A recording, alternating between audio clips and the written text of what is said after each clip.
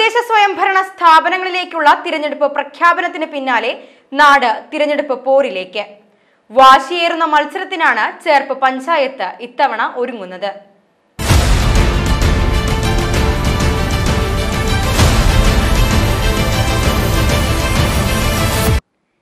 നേട്ടങ്ങളും കോട്ടങ്ങളും ഉയർത്തിപ്പിടിച്ചാണ് മൂന്ന് മുന്നണികളും പ്രചാരണ രംഗത്ത് സജീവമാകുന്നത്. ചേർപ്പ് ബ്ലോക്ക് പഞ്ചായത്തിന് കീഴിലുള്ള ചേർപ്പ്, അവണിശ്ശേരി, വല്ലച്ചിറ, പാർളം എന്നീ ഗ്രാമപഞ്ചായത്തുകൾ തിരഞ്ഞെടുപ്പ് പോരിലേക്ക് കടക്കുകയാണ്. ഇതിൽ തന്നെ ചേർപ്പ് ഗ്രാമപഞ്ചായത്തിന്റെ തിരഞ്ഞെടുപ്പ് ചിത്രമാണ് ആദ്യമായി വിലയിരുത്തുന്നത്. 21 വാർഡുകളാണ് ചേർപ്പ് ഗ്രാമപഞ്ചായത്തിൽ ഉണ്ടായിരുന്നത്. എന്നാൽ വിഭജന ശേഷം വാർഡുകളുടെ എണ്ണം 22ആയി. UDFന് 10, LDFന് 6, BJPക്ക് 5 എന്നിങ്ങനെയാണ് നിലവിലെ കക്ഷി നില. പല ഘട്ടങ്ങളിലായി നടന്ന ചർച്ചകളിലൂടെ മുന്നണികൾ സ്ഥാനാർത്ഥികളെ പ്രഖ്യാപിച്ചു. നിലവിലെ സീറ്റുകൾ നിലനിർത്തുന്നതിനോടൊപ്പം തന്നെ പുതിയ സീറ്റുകൾ നേടാനുമുള്ള സ്വന്തമാക്കാനുമുള്ള പ്രചാരണ തന്ത്രങ്ങൾ ആവിഷ്കരിക്കാനുള്ള നീക്കത്തിലുമാണ് മുന്നണികൾ. കാർഷിക ആരോഗ്യ മേഖലകളിലടക്കം വലിയ വികസന പ്രവർത്തനങ്ങൾ നടത്താൻ കഴിഞ്ഞതായി പഞ്ചായത്ത് പ്രസിഡന്റ് സുജിഷ കള്ളിയത്ത് പറയുന്നു. സർക്കാരിൽ നിന്ന് കൃത്യമായ സമയങ്ങളിൽ ലഭിക്കേണ്ട ഫണ്ടിന്റെ അപര്യാപ്തത ഉണ്ടായതായും ഇവർ പറയുന്നു. ചേർപ്പ് ഗ്രാമപഞ്ചായത്ത് 2020-25 ഭരണസമിതിയുടെ കാലയളവ് കഴിയുന്ന ഈ സമയത്ത് കഴിയാവുന്ന പ്രവർത്തനങ്ങൾ ഏറ്റെടുത്ത് നടത്താൻ കഴിഞ്ഞിട്ടുണ്ടെന്നുള്ള വിശ്വാസത്തിലാണ് പടിയിറങ്ങാൻ പോകുന്നത്. എല്ലാ മേഖലയിലും അനുവദിക്കുന്ന ഫണ്ടിൻ്റെ പരമാവധി പ്രയോജനപ്പെടുത്താനായിട്ട് നമ്മൾ ശ്രമിച്ചിട്ടുണ്ട്.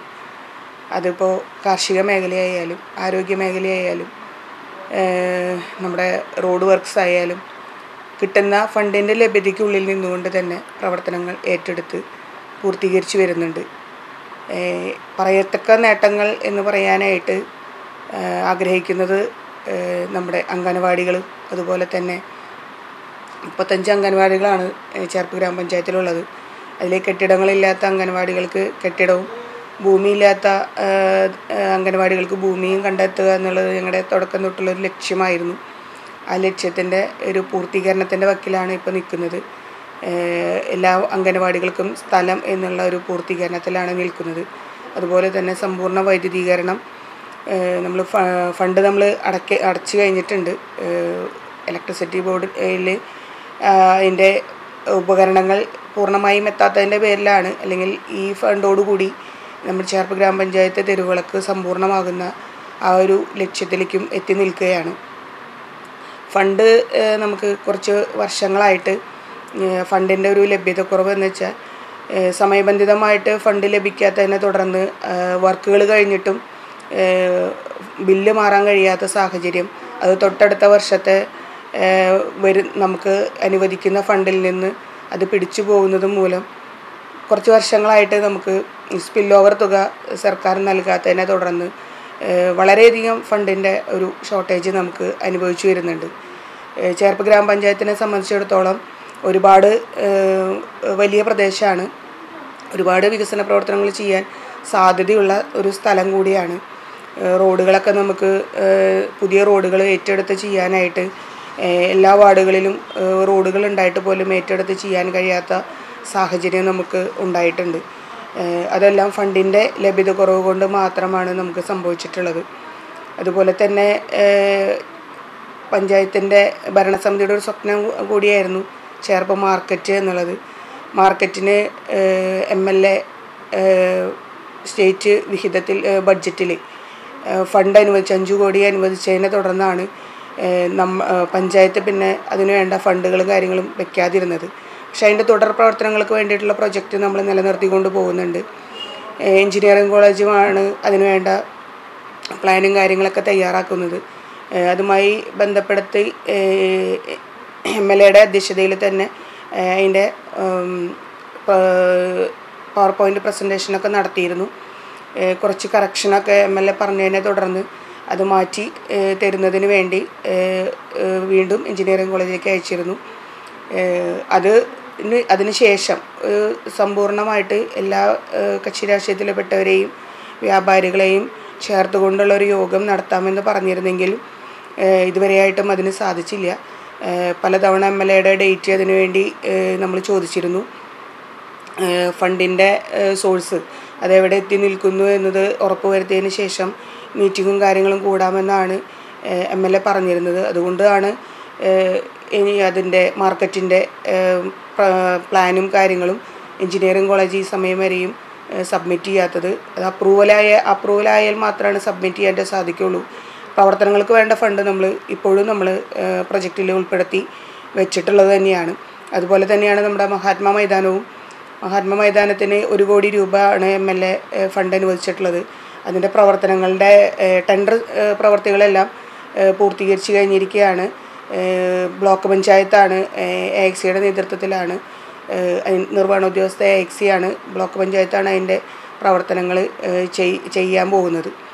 നല്ല രീതിയിൽ തന്നെ നമുക്ക് പ്രവർത്തനങ്ങൾ ഏറ്റെടുത്ത് പൂർത്തീകരിക്കാനായിട്ട് ഞങ്ങളെ സംബന്ധിച്ചിടത്തോളം ഭൂരിപക്ഷമില്ലാത്ത ഒരു ഭരണസമിതിയാണ്. 21 അംഗ ഭരണസമിതിയിൽ 10 അംഗങ്ങളാണ് UDFനുള്ളത്.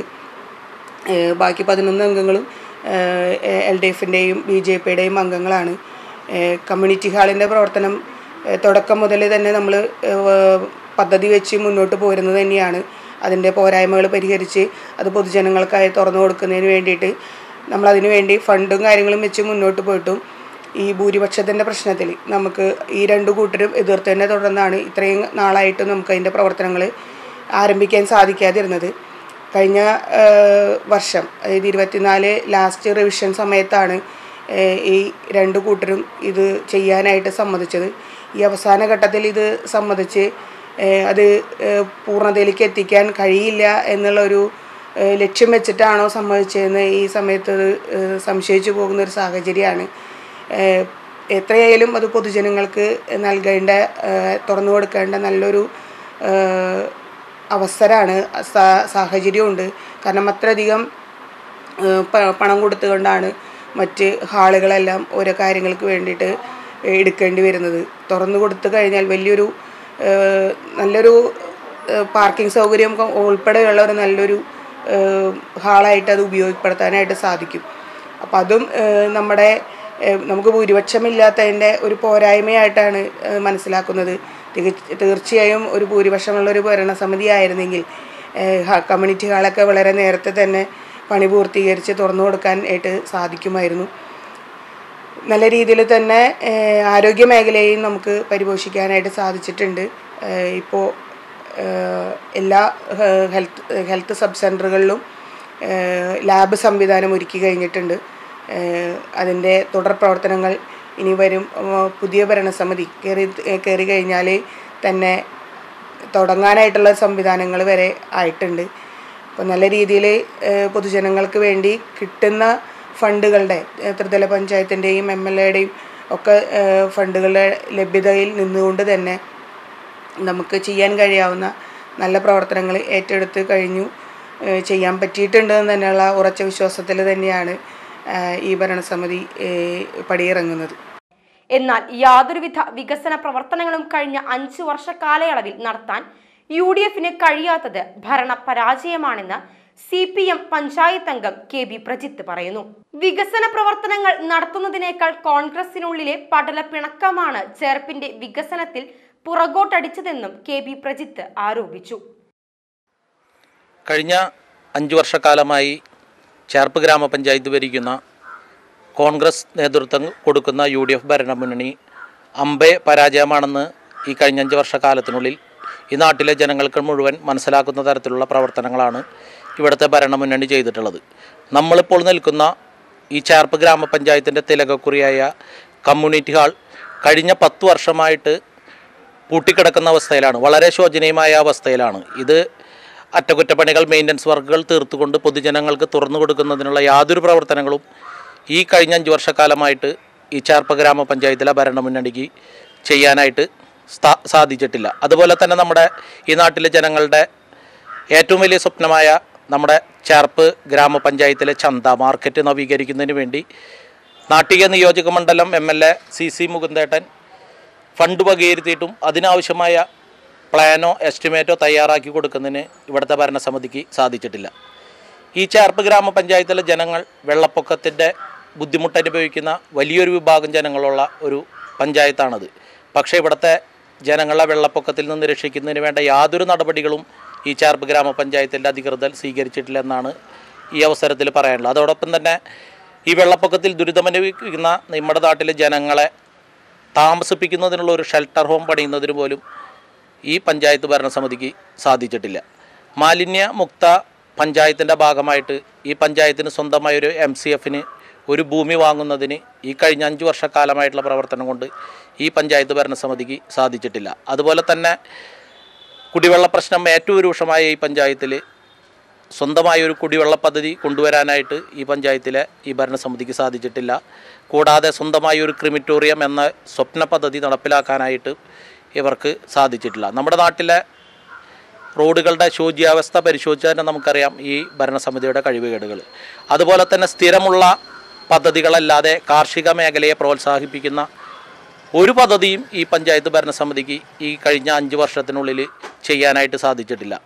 ഈ ഭരണസമിതിക്കുള്ളിലെ ഈ കോൺഗ്രസ് മെമ്പർമാരെ പടലപ്പിണക്കങ്ങൾ മൂലം ആണ് പ്രധാനമായിട്ടും ഇവിടെ ഒരു വികസന പ്രവർത്തനവും നടക്കാതിരുന്നത്. അതിൻ്റെ ദൃശ്യങ്ങളൊക്കെ നമ്മുടെ പഞ്ചായത്തിൻ്റെ മിനി മാസ്റ്റ് പദ്ധതിയിൽ ഉൾപ്പെട്ടിട്ടുള്ള കാര്യങ്ങളൊക്കെ നമുക്കറിയാവുന്നതാണ്.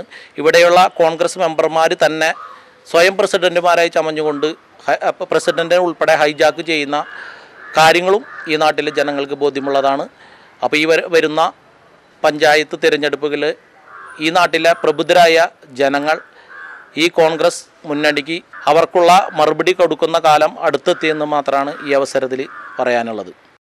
അതേസമയം പഞ്ചായത്തിന്റെ സ്വപ്ന പദ്ധതികളായ കമ്മ്യൂണിറ്റി ഹാൾ, മാർക്കറ്റ്, മഹാത്മാ മൈതാനം ഉൾപ്പെടെ വികസന പ്രവർത്തനങ്ങളിൽ പുറകോട്ട് പോയതായി BJP പഞ്ചായത്ത് അംഗം പ്രിയലത പ്രസാദ് പറഞ്ഞു. പഞ്ചായത്ത് ഫണ്ട് മിനിമാസ് ലൈറ്റുകൾക്കായി ചിലവഴിച്ചത് അംഗീകരിക്കാനാകില്ലെന്നും BJP അംഗം പറഞ്ഞു. ചേർപ്പ് ഗ്രാമപഞ്ചായത്ത് കഴിഞ്ഞ 5 വർഷമായി ഞങ്ങളുടെ സ്വപ്ന പദ്ധതികളാണ് ചേർപ്പ് മാർക്കറ്റും ചേർപ്പ് കമ്മ്യൂണിറ്റി ഹാളും. പക്ഷേ അതിൻ്റെ മുന്നത്തെ 5 വർഷം നമ്മൾ ചിലവാക്കിയ ഫണ്ട് ഇത് കമ്മ്യൂണിറ്റി ഹാളിൽ ചിലവാക്കിയാലും കഴിഞ്ഞ 5 വർഷം മുന്നേ ഞങ്ങളൊരു സത്യപ്രതിജ്ഞ മാത്രമാണ് നമ്മളുടെ കമ്മ്യൂണിറ്റി ഹാളിൽ ചെയ്തിട്ടുള്ളൂ. അത് കഴിഞ്ഞ് യാതൊരു പരിപാടികളും ചെയ്യാനായിട്ട് കമ്മ്യൂണിറ്റി ഹാളിൽ സാധിച്ചിട്ടില്ല. അതുപോലെ തന്നെ മാർക്കറ്റ് പല MLAമാരും ഫണ്ട് പാസ്സാക്കിയാലും ഒന്നും ചെയ്യാൻ സാധിക്കാത്ത ഘട്ടമാണ് വന്നിട്ടുള്ളത്. അതുപോലെ പഞ്ചായത്തിൻ്റെ ഏറ്റവും അത്യാവശ്യമായ ഒരു കാര്യമാണ് MCF.